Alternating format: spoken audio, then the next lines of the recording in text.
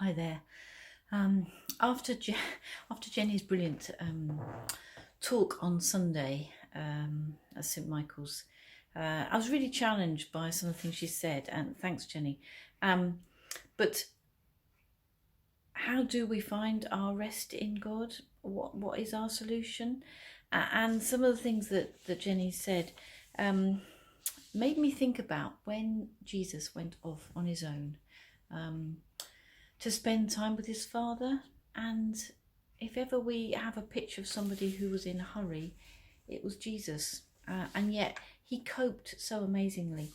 And this is something that I shared at the team meeting yesterday on Monday. Here's just a couple of thoughts that might help you.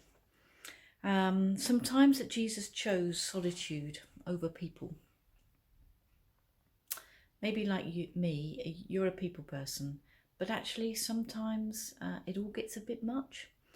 And for Jesus, I don't think he let it get a bit much because he spent time with his Father. Before he prepared, or in his preparation for his ministry that God had called him to do, after Jesus had been baptized, he went to the desert, and there he spent 40 days, an incredible preparation for the most important kind of job description I guess there ever has been. 40 days is a long time. I don't know, sometimes I think 40 seconds, 40 minutes are a long time, 40 days. But spending 40 days just in tune with God, that must have been an incredible preparation for him. We also read that Jesus recharged after hard work. Just a little passage from Mark chapter 6. The apostles returned and met with Jesus and told him all that they had done and taught. There were so many people coming and going that Jesus and his disciples didn't even have time to eat. So he said to them, "Let's go off by ourselves to some place where we'll be alone and you can rest for a while." So they started out in a boat by themselves for a lonely place. And they spent that time with Jesus, with God. And then something amazing happens. They'd been incredibly busy. They spent that time, and then after they left that lonely place with Jesus, they witnessed the feeding of the 5,000. Oh, incredible. And I wonder sometimes when you've been busy, do you take time to stop and recharge your batteries with God before you go on to the next busy task? There's an instance too where Jesus took time to work through his grief after John had been beheaded. We read that in Matthew 14, that Jesus went off and spent some time with his Father.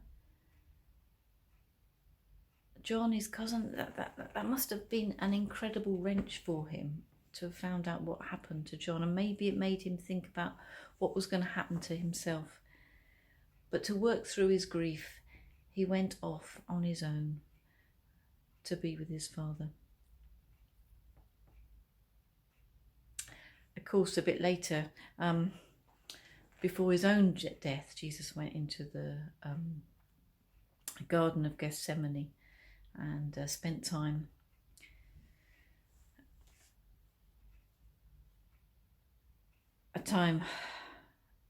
just preparing for what was going to happen. But there's other instances. Before he made a big decision, choosing his disciples, Jesus went off on his own. How many times do we do that when we've got some big decision that we need to make?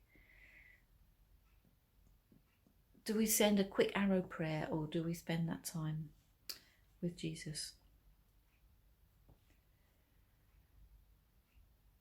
Well, I don't know what your solitary place to pray is. I've got various ones, I guess. In the car coming home, coming to work, sometimes I spend that time praying.